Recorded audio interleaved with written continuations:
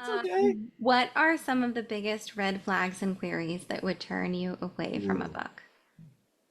Oh God, there are a couple I could think of. I mean, the first one is that there's something fundamentally wrong with the book, right? And that's, again, wrong genre, wrong category, wild word count, like something like that that makes it not right.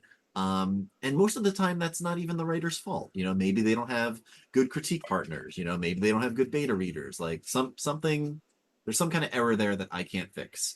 Um, the other ones that I don't know, they're not nefarious or anything, but like, when I get like a query letter where the writer is like, I've written this YA novel and it is better than all the other YA novels out there, and my book breaks all kinds of rules, and this, like, I don't like to see someone like crapping on a category or a genre.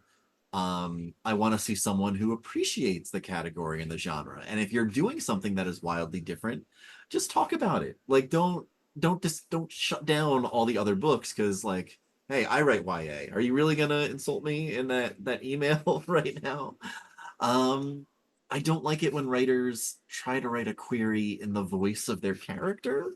Like sometimes I see that a lot where it's just like, "Dear agent, I couldn't have imagined I would travel back in time," and and like I get that that's trying to be creative and it's trying to be out of the box, but like you are you've written this book, you've spent 2 years writing this novel, and now you're firing off this quick query letter in the voice of your character that maybe you've written in like 2 weeks.